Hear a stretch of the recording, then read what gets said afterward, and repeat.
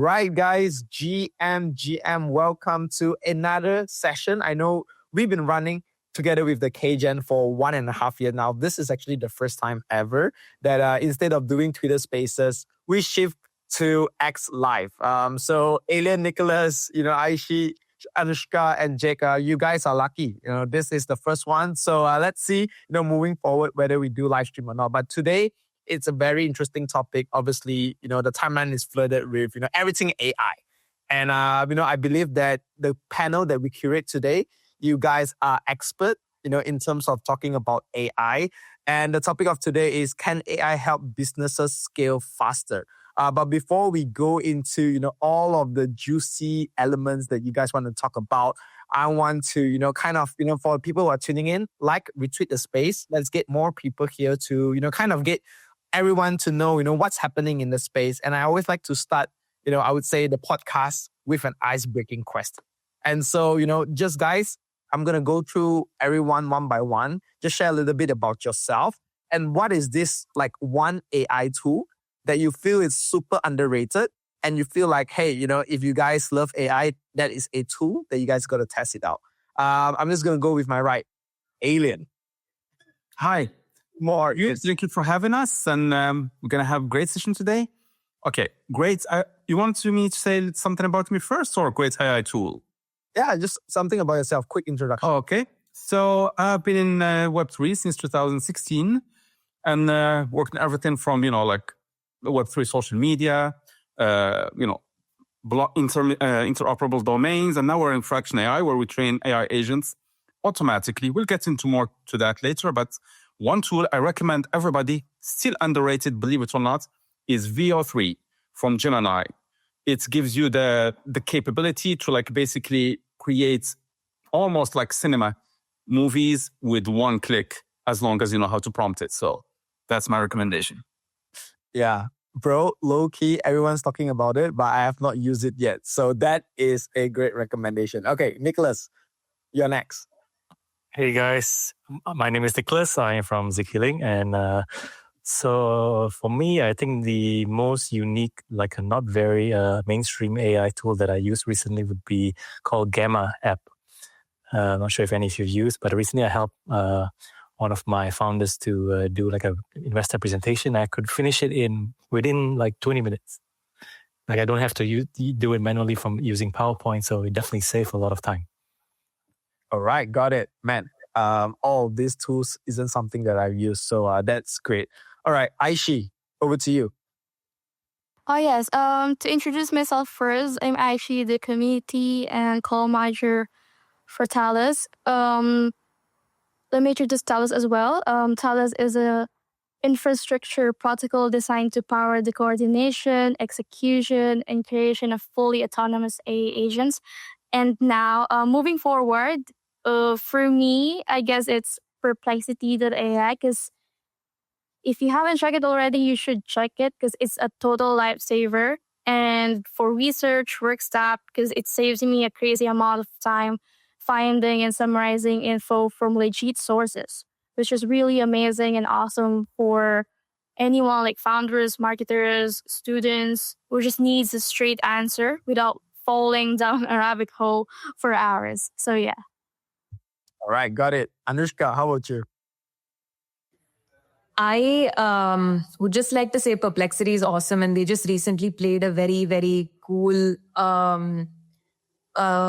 strategy in India where they effectively gave every single Airtel owner, Airtel is like a telecommunications provider, every single Airtel owner free access for 1 year to Perplexity, which is very cool. So it's blowing up in India like crazy.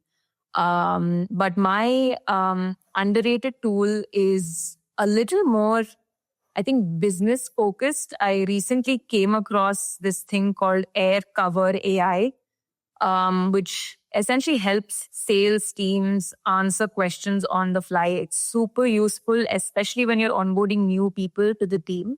And there is just so much depth in what you're building that sometimes you get confused, but you shouldn't, obviously, or at least you should have answers at the tip of your fingers just to move things a lot faster. So it's a custom LLM that you can just train with all information, different questions and answers. It not only extracts from that data, but it also pulls facts on the call while you're speaking with your customer to help salespeople answer questions very quickly and smartly. So yeah, that's the one I'd recommend. All right, got it. Yeah, recently I've been using Perplexity because I'm a huge Lewis Hamilton fan. And last race, honestly, I swear to God, guys, like last race, he was doing so well, and on his helmet, literally is the Perplexity logo. And that's like, yeah, if the GOAT uses that, I have to use it as well. All right, last but not least, Jake, over to you, bro.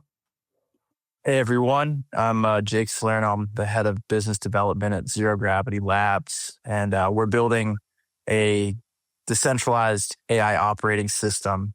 You can think of it as a fully scalable, composable foundation for real-time on-chain AI. And without, shilling what we build, we'll get there. One tool that I found very compelling recently is called Cluely. And you can think of Cluely as an AI-powered desktop assistant that provides this real-time, context-aware support during activities, whether it's on your desktop, going between Telegram, Slack, transcripts and meetings, sales calls, letting you know if you're rambling, customer support. I actually have it up right now, and it's providing me a real-time transcript of everything I'm saying and everything you're saying, instead of a lot of the classical note takers that take a few minutes to transcribe and give you all that feedback. And if you asked a really difficult research question, something that was well beyond my knowledge base, it would actually pull the answer and just kind of give it to me right in real time. So not here to cheat, but rather enable myself to have the tools that I need to appear smart, right? Greg, I see you're going brand on point, right? Because I think like everyone watched that Cluely, marketing video that just went viral. And the whole thing is, helping you to kind of like cheat. This is actually the first time having a conversation and someone uses it. So like, is it free? Are you at the pro version? Tell me more, bro.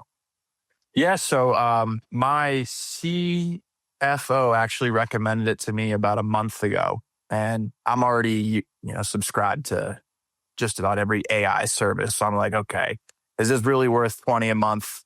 And he's like, dude, it's $20 a month. Like, you're good. Like, try it out. So I did the free version, and that was sufficient enough, right? I think it just doesn't allow you to save any of the actual transcripts like you normally would on the cloud for some of these AI note takers. But yeah, I mean, a lot of very robust features. I think they found their product market fit from pivoting away from, we have the ability to help you cheat on exams, to, hey, let me enable your sales team with real-time analytics. So they kind of found their advertising and product market fit with the sales angle versus the shortcut angle. But take it with a grain of salt. And, I've got a 49-inch monitor here with 10 or 15 tabs open. So it's nice to have a little personal assistant that's in my pocket at all times. It makes me more productive. Nice. Yeah, I love to ask, people this question, right? Because like back to the topic, can AI help businesses scale faster? And I think like with all of these AI tools, I would say maybe majority, 80% of you guys, what you guys share, I have not used it yet. And so like, sorry.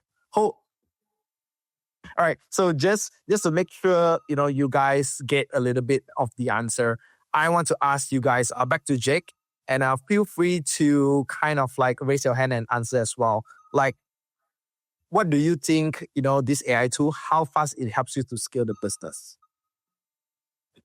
So we use a lot of different AI tools at Zero Gravity.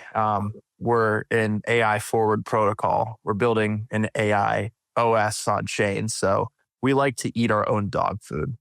Currently, we're in testnet. We're planning on launching our mainnet at the end of the quarter. So there's your alpha for the day.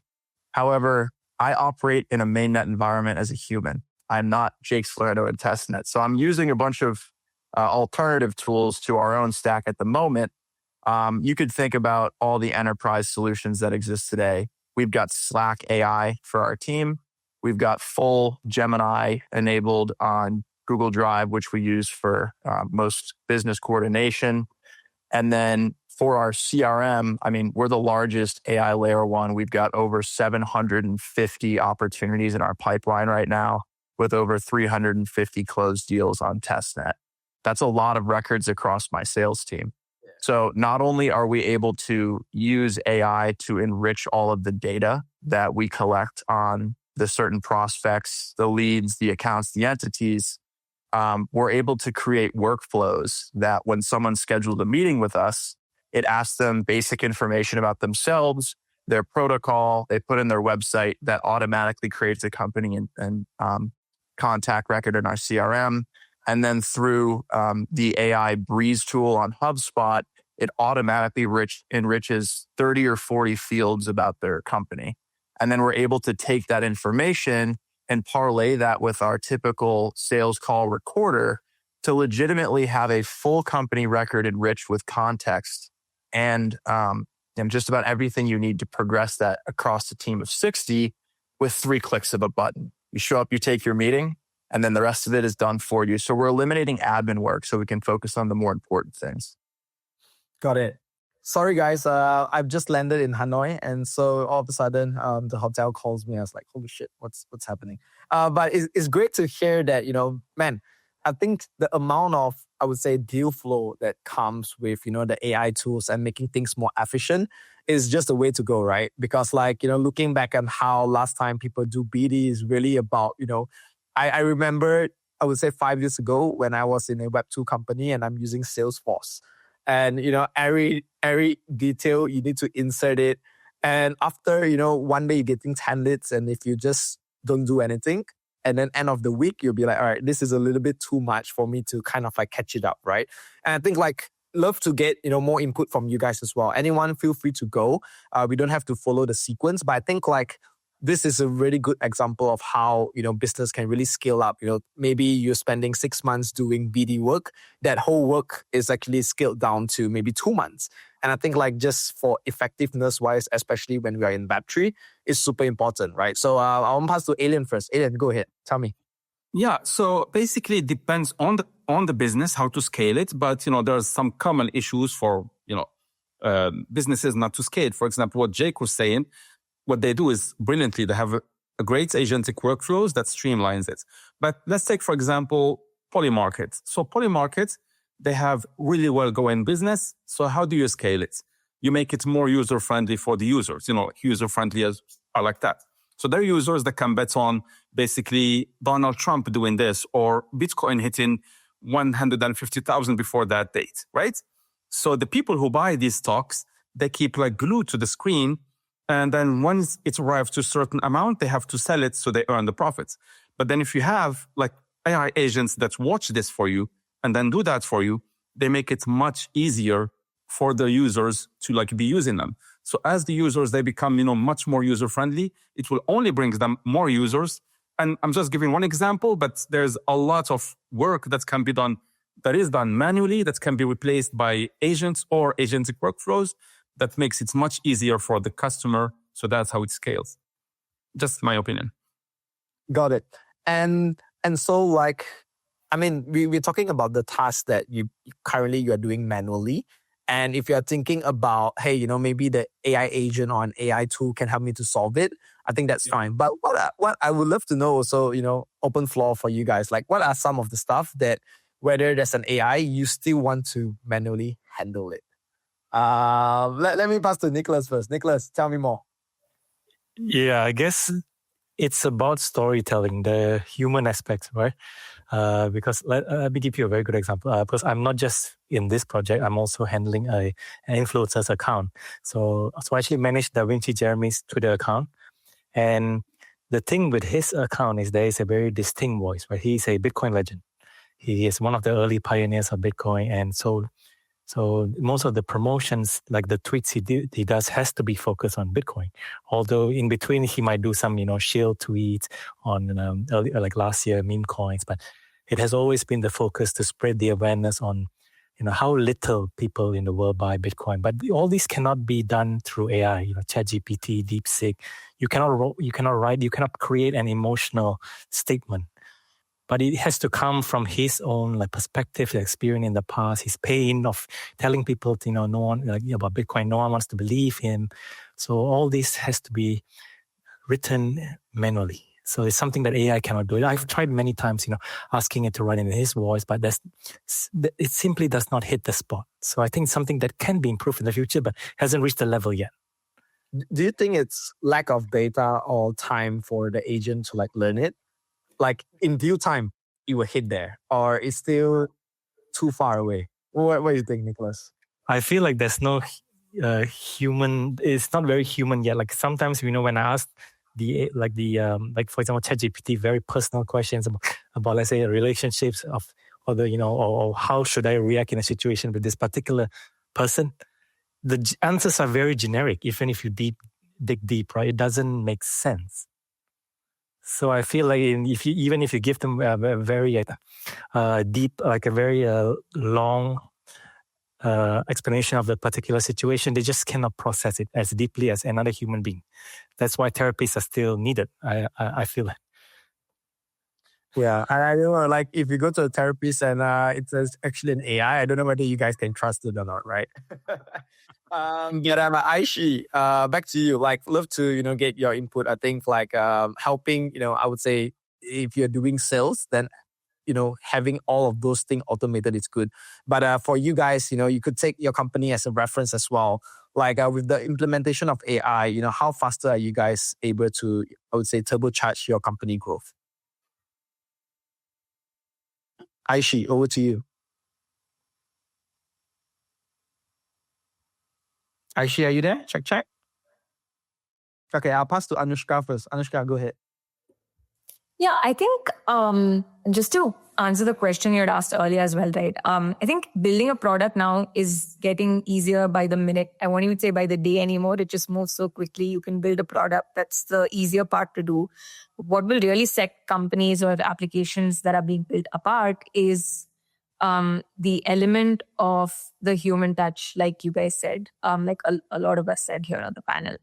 Be it your distribution angle, which is actually getting the product into the hands of the users, be it your some distribution can also either be done through brand and marketing push, or it could be done through sales teams, and those are definitely the modes for any businesses being built I think in the next 5 to 10 years, and it'll only get I think it'll only start inclining more towards this even after those 5 to 10 years.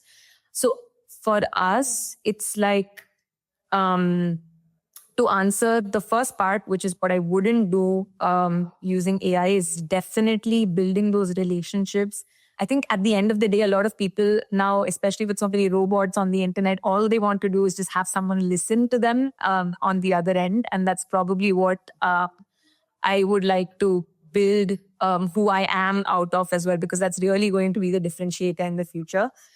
Be it through, the business development calls that I'm doing, the partnerships that I'm building. I just want to sit, I want to listen. I really want to ingest the information and try and solve meaningful problems that my partners are facing.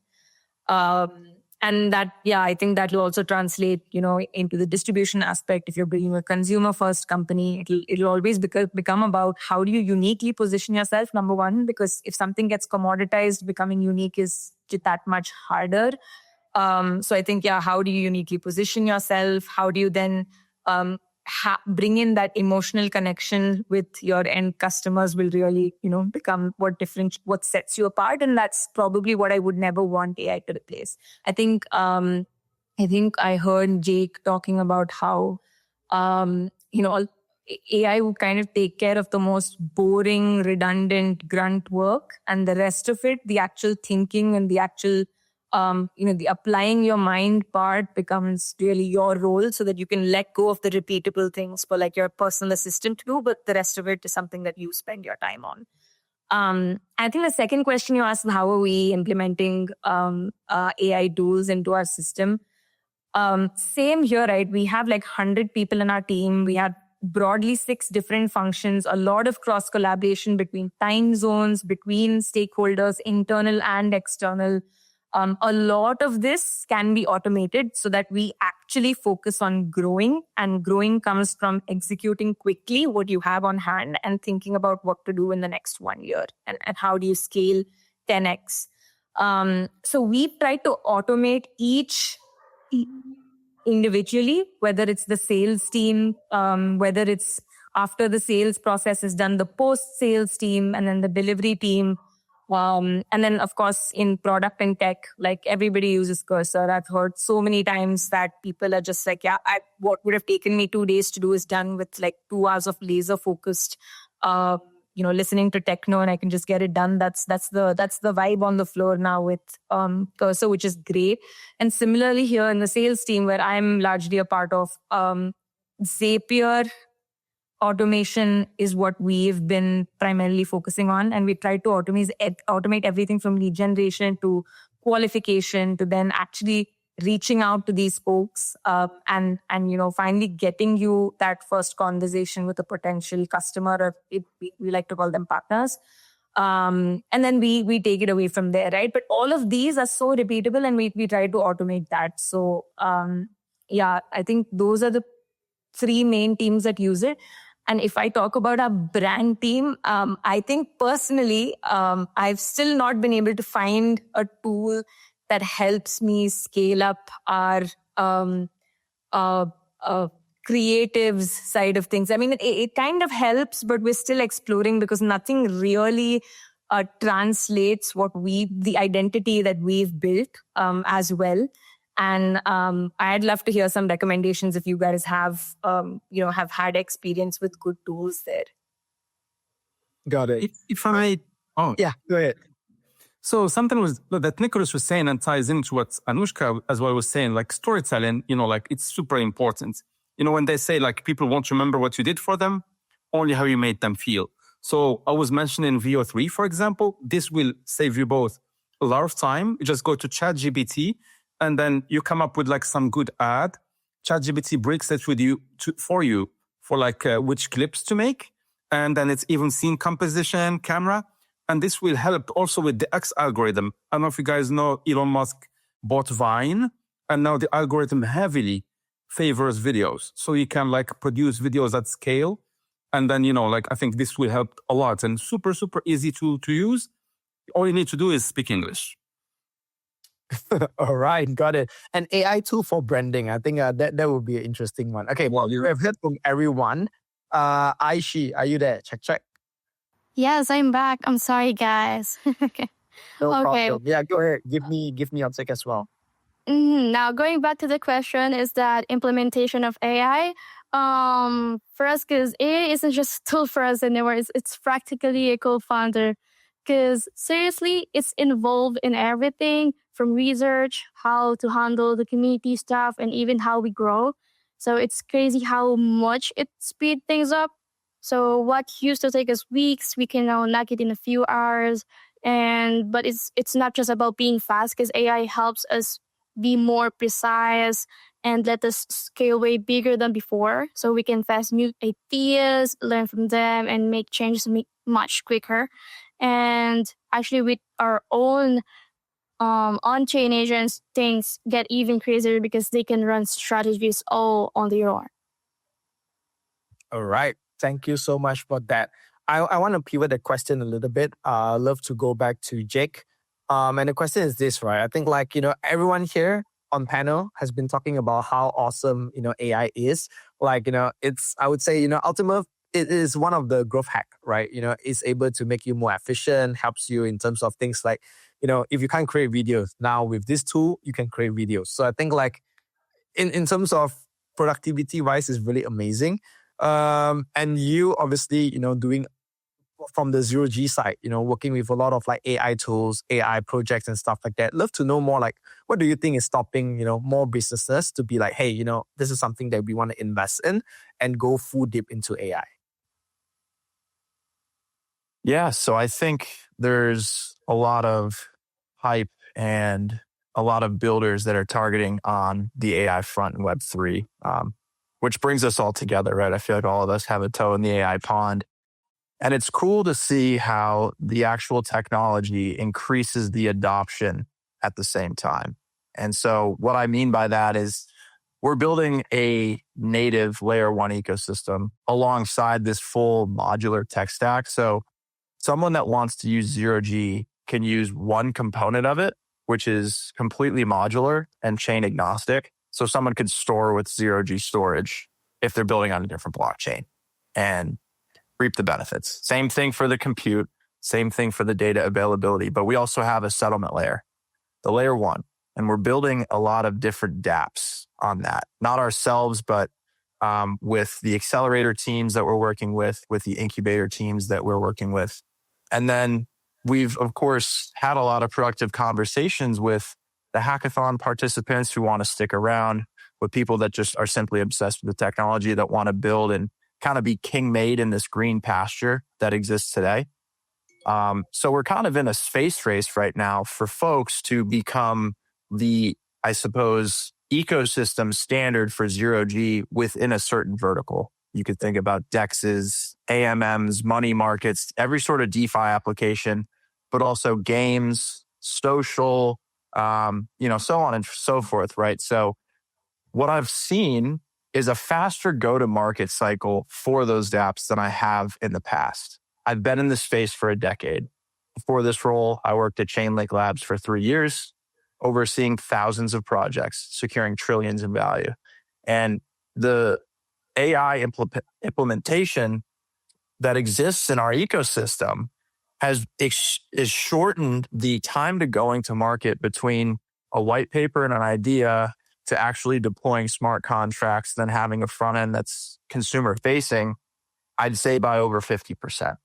And so therefore, we're able to come out of stealth last March, establish an ecosystem of over 350 identifiable publicly facing projects using us, and then really look forward to our mainnet at the end of Q3 and say, wow, we're going to be able to launch with a very large critical mass for a day one experience for the user base. That excites me. And I would attribute a lot of this sped up development cycle to the AI tools and the entrepreneurs with the true hustler spirit that have come to zero-G with the vibe coding mentality. Got it. Man, I did not think that. But yeah, I think like product that, tests out MVP. Like if you look at, I feel like if you look at, I came into during the NFT cycle, and you look at NFT, it's about, hey, they do launch the 100, token, launch the 100 NFT, get the first people first. And then, they go on and do in real life events, and then, start building the community, then come up with a product, fundraise first, build a product, wait for 6 months, launch it, nobody care, right? And I think like now it's like what you say is so true. A product can just, one day test it out. And, in the next maybe 3 to 4 weeks, it's not working, it closed down. Like we see, Laudio, for example, utilizing Kaito. It's just, 1 week, 4 days of POC, and that's it, right? And I think like that is an interesting take as well. Anyone want to chime in, feel free to, give your take as well. So I'll give you a take about Kaito or something like that. So we built our own Kaito just due to AI. So you just build your AI tools. Anybody that mentions Fraction AI, we know who they are, and then we reward them based on the judge that judges the quality of the comments. So basically, Kaito is great. It's just like a lot of people feel like you have to have a certain amount of followers. You have to be like smart followers. But if you want to reward people just based on quality, regardless on their side, with AI, you can now build these tools that basically like streamlines it. Got it. I think that is a fair take as well. Okay, Nicholas, love to hear your take as well. I think the main question is, if AI is so great, like, do we see more projects mass utilize AI in the future? And if they don't, are they falling back? I think from what I've observed, the fear is the workforce, the human element. Because if you start using, implementing AI in every aspect of let's say like marketing team, then it's actually more logical to cut people down. Because then if one person who can be very productive in using all the AI tools can do the same work as 3 people in a team, right? It can be like for example, like today we have the CMO, And the CMO usually has like, maybe a marketing manager, a content manager, social media manager. Essentially, with AI tools, the CMO could do everything himself. So I guess a lot of teams now, the fear is what would happen to these people? Like because there is already a budget, maybe perhaps a lot of projects have budget for the next 2-3 years. But in the future, when budget runs out, what if, and founders realize that they could easily cut people without affecting the quality of the project, what would happen then? I think it's still a very big uncertainty in the market. Yeah, I think I had this conversation maybe a couple of weeks back. And it's, how people frame it is that actually now people are hiring more people to, that understands AI and writes better prompt, right? Because now they understand the tools on like how to properly use AI, and that is a skill set to be able to use AI. I guess I would just want to take everything that you guys mentioned and ask you this general question, right? I've been seeing, in Web3 especially, because we are chasing for like the next narrative. We are chasing for like the next thing. And, putting AI, whether it's, launching an AI agent now with ACP, the Butler system, there's so much stuff happening. Is it Web3, finding the next narrative? That's why we are pushing AI so much. Whereas when we look at Web2, is there more products coming out from Web2 compared to Web3? Anushka, over to you. Yeah, that's a very interesting question, right? I think what combines AI and how Web3 makes it super useful, in my view, is in the form of the need for human verification, the need for a human user being able to differentiate themselves from a robot on the internet. And I think, of course, Web3 adds the element of ownership, adds the element of immutable data being stored, which is completely verifiable. And what AI would do in this case is essentially then help, in cohorting users, in curating users, in effectively building this reputation system that can then be used for meaningful value creation between businesses and the end consumers. I think in my view, and that kind of fits into what we are doing at KGeN as well, where the core thesis is, in the future, it's going to be so difficult to really know, which user is or which human being on the internet is saying something because they truly mean it, because there's something at stake, and because and the way for you to do that is to have something that's very provable about your background, about the contributions you're doing to the ecosystem. So yeah, I think that's how these two could fit in well. All right, got it. Aishi, what's your take on this? Oh yeah, that's actually a great question, because if comparing Web 2 and Web 3, I guess Web 3 will more adapt in innovation because we're aware of the surroundings we're having, and Web 2 still more of them still holds the traditions. So for me, what's stopping businesses from going all in on AI, because it's less about fear or laziness and more about resistance to change or lack of understanding and fear of losing control, because many leaders still see AI as a threat or a gimmick and a strategic partner. So change feels risky for them, and especially when the tech is moving faster than most orgs can adapt. But yeah, and of course it's costly for them, but the longer they hesitate, the more expensive catching up really becomes.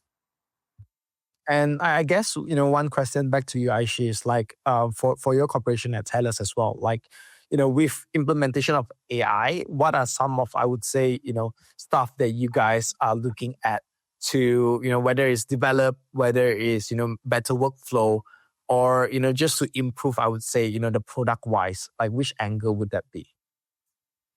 Yeah, so because at TELUS, it's designed for the development, ownership, monetization of composable smart agents. So I would say these agents are powered digital entities like for trading, portfolio management, and governance. So really aim to be the backbone for the autonomous AI economy. All right, got it.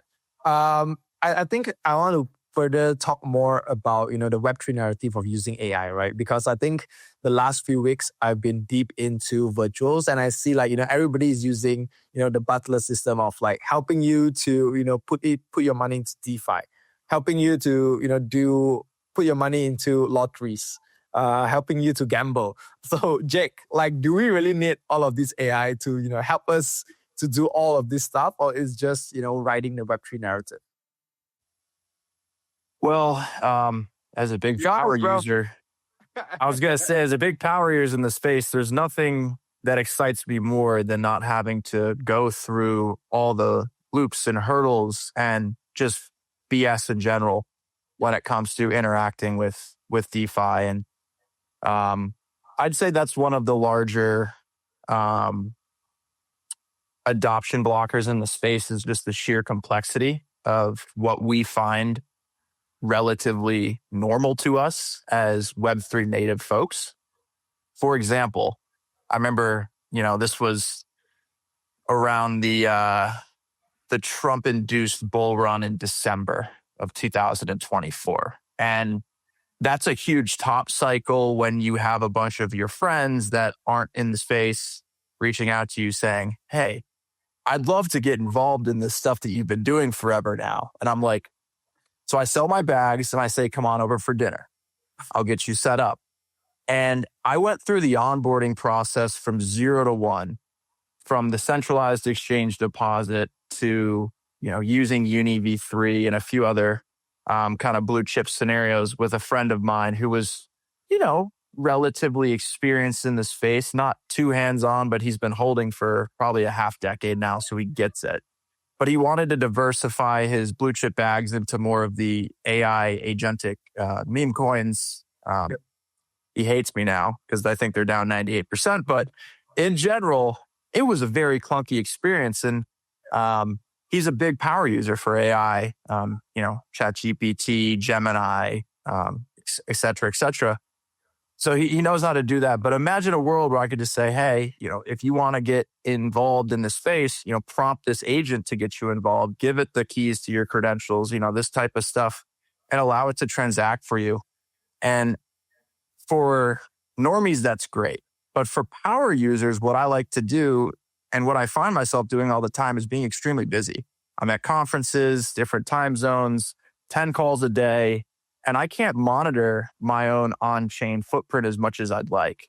And I would love to be able to have an assistant that's similar to the stuff I use for business, take care of my maybe delta neutral strategies, rebasing, looking at certain technical and fundamental analysis and optimizing my portfolio and ideally taking advantage of certain market-driven sentiments. You can even use CoinMarketCap and they've got all this beautiful AI analysis tools as to why something's up 5 or 10%, why it's down. And I'd love to, just kind of set and forget because I'm a buy and hold forever guy. I'm not a day trader. I just typically roll my bags more and more into the space. And I'd love to be able to kind of optimize that without giving it a lot of time and attention because I'm building a protocol over here and we're launching it 0 to 1 in a few months. I don't have as much time to play around on chain. So yes, I do think it's here to stay.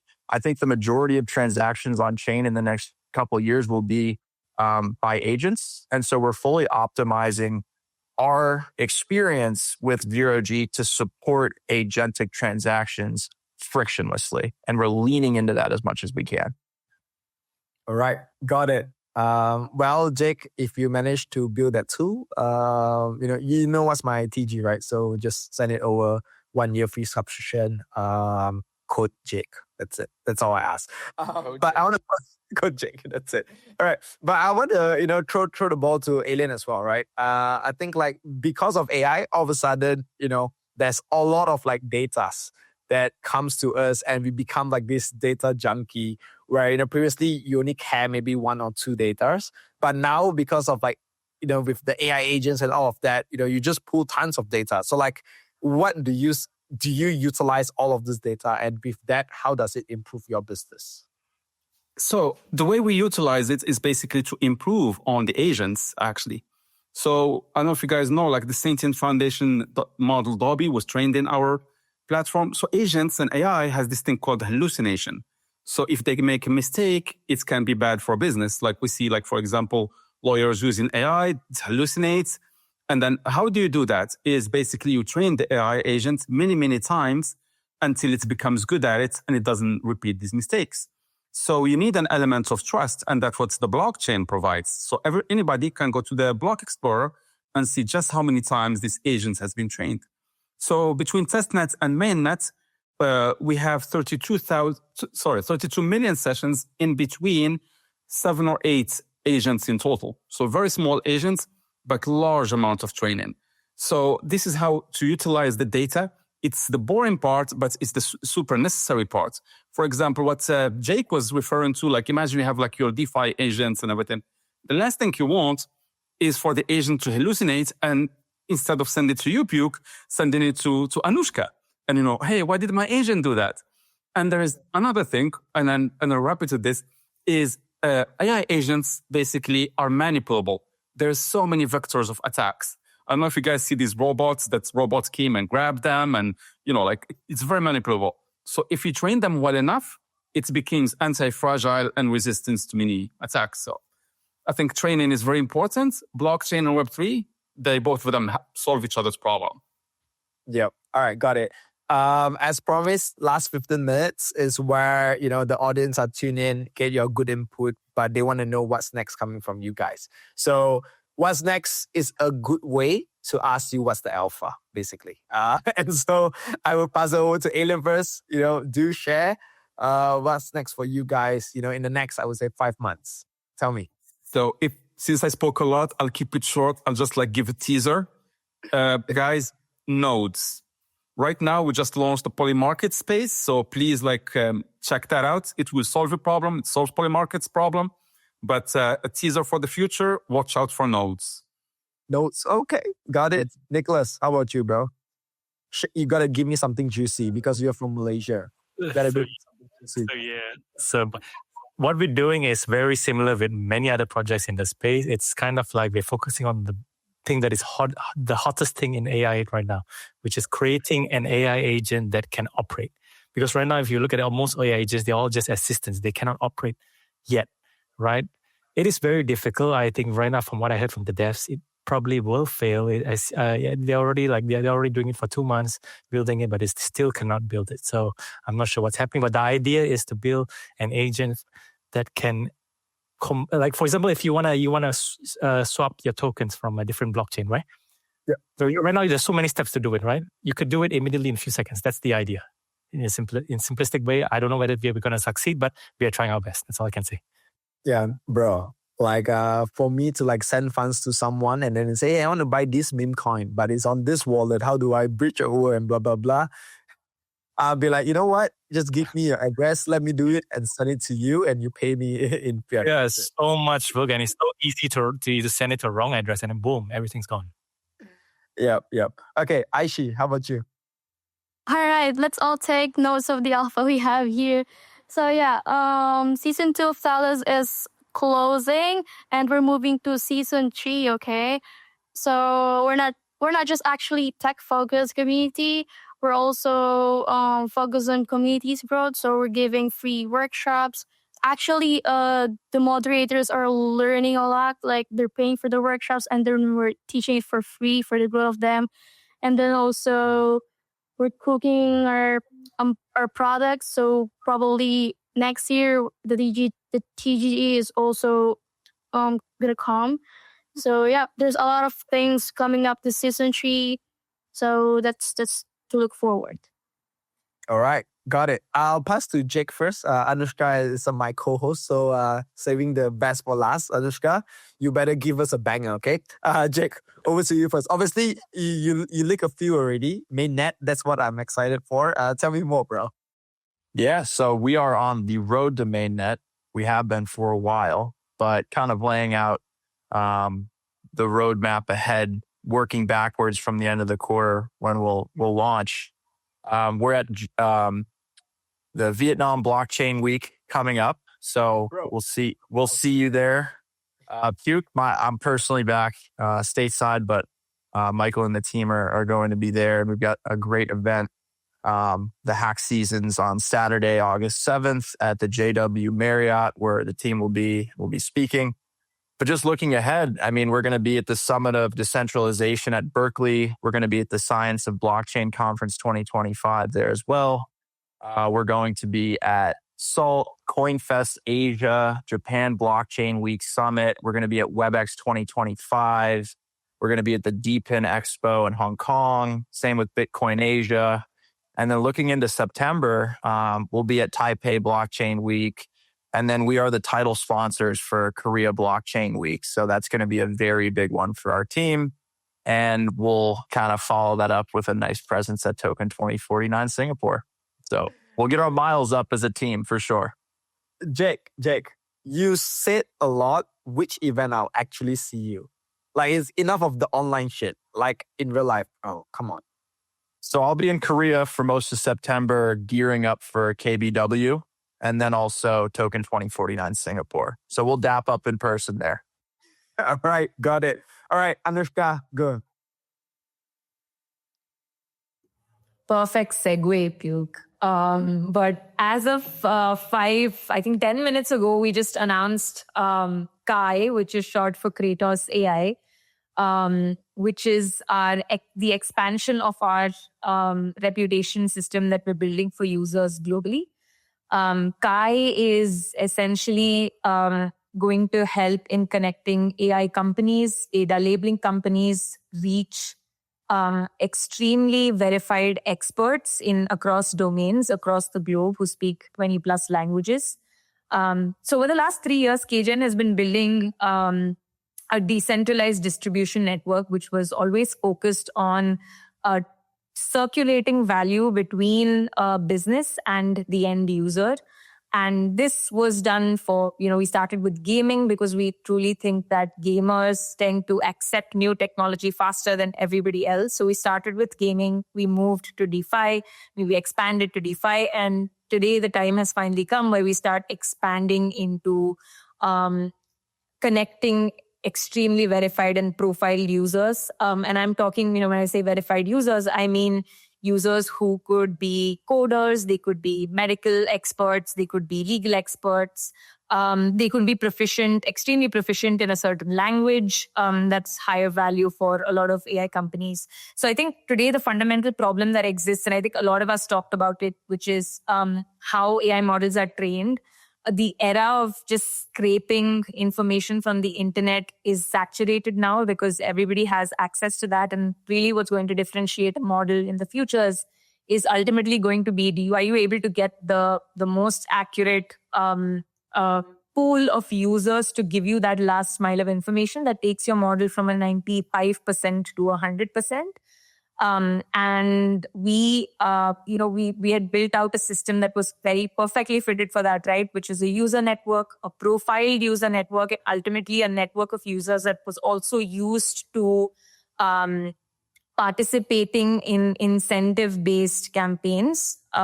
Whether, of course, a lot of Web3 users specifically are used to, grinding in games, spending a lot of money inside games, spending a lot of money inside other consumer protocols to gain points and eventually in the hope of gaining a huge upside on tokens that they earn. And with this, we are trying to focus on users who are, who have that value proposition of domain expertise to offer and time to offer in exchange for rewards for extremely, high quality input that they share. So yeah, I think I'd love to end this amazing panel with sharing that this is what we've launched. We have a big couple of months ahead. We've started building a lot of data sets, also showcasing the kind of user pools that we have. Our community is largely present in India, Brazil, the Middle East, North Africa, Southeast Asia, and South Korea as well. With about 1 million profile users, like I mentioned. So if you are a business that's interested in getting your model trained, or maybe you just want access to experts, you should reach out to us. And if you are a user, an expert who has something very unique to offer, and would love spending time, earning earning rewards for your contributions, then Kai would be a great place to get started. All right, got it. Man, everyone here is cooking, huh? Nobody is like taking a chill pill. Slack.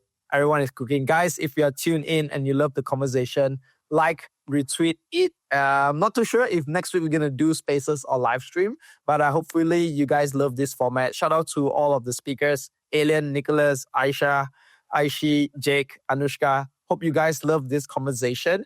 And anytime that you're in Asia, please send me a DM because I will get my ass there.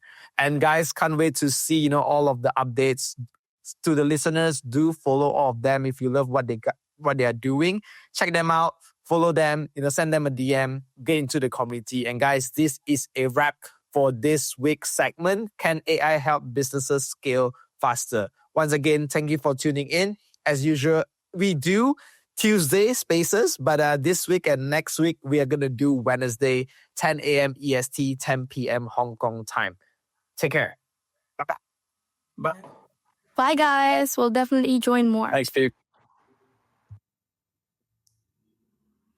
Many congrats on the launch. Congrats.